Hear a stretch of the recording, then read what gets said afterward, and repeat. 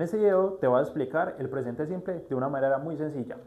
Vamos a empezar viendo las oraciones afirmativas. Tenemos el primer ejemplo, que puede ser They run fast.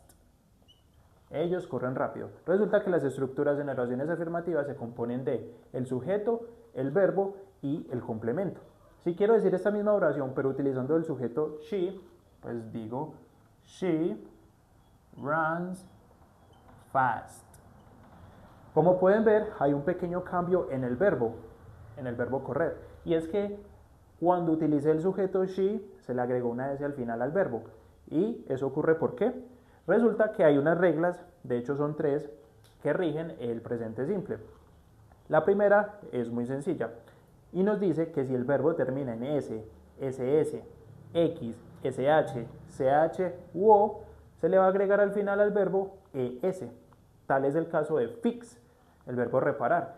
Termina en X, cumple con la primera regla, entonces al final le va a agregar ES. Y asimismo cambia también su pronunciación, pasa de ser fix a fixes, ¿ok? La segunda regla es, si el verbo termina en consonante EY, voy a cambiar la Y por I latina y le voy a agregar ES. Por ejemplo, el verbo cry, llorar. Cumple con esa regla, termina en consonante Y. Cambié la Y por I latina y le puse S al final. Y la tercera y más fácil es, si el verbo no cumple con ninguna de las dos reglas anteriores, le voy a agregar a lo último S, como el verbo like, gustar, termina en E, no cumple con ninguna de las dos reglas, entonces le agrego al final S. Pero resulta que hay unos verbos que son una excepción o irregulares, dicho en otras palabras. Tal es el caso de have, ¿sí? Si usted con este verbo se encuentra en algún ejercicio o en algún momento, no le va a poner S al final. Sí, yo dije que si el verbo no cumple con ninguna, se le agregaba S. Pero este verbo, al ser irregular, cambia su conjugación a has. Entonces, de eso hablaremos en otro video. Muy bien, retomando aquí las oraciones negativas, vamos ahora a tener en cuenta los auxiliares que se utilizan en el presente simple. Son dos, vamos a ponerlos por acá, el do y el das. Resulta que el do, el verbo do es hacer, pero aquí en las oraciones negativas y de pregunta actúa como auxiliar, ¿sí? Para el do vamos a utilizarlo con los sujetos I, you, we y they.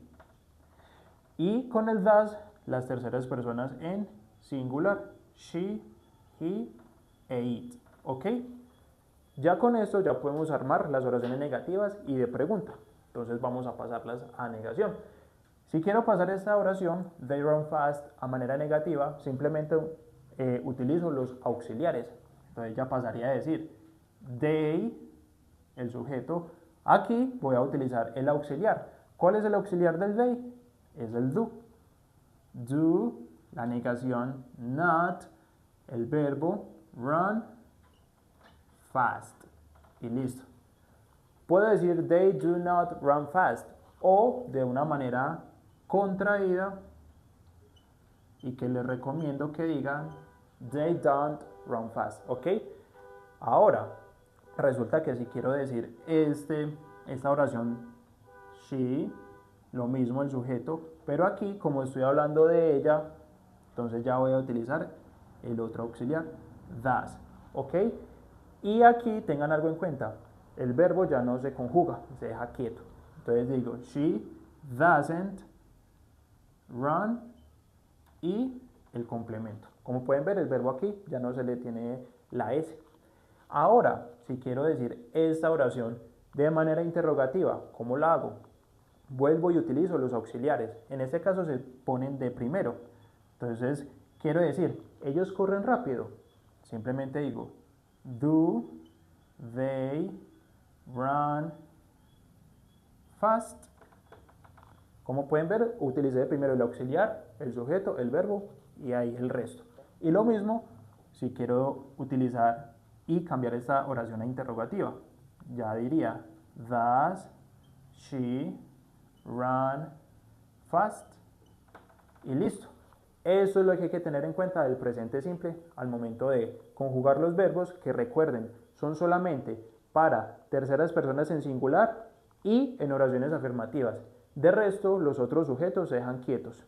Y ya, eso es todo.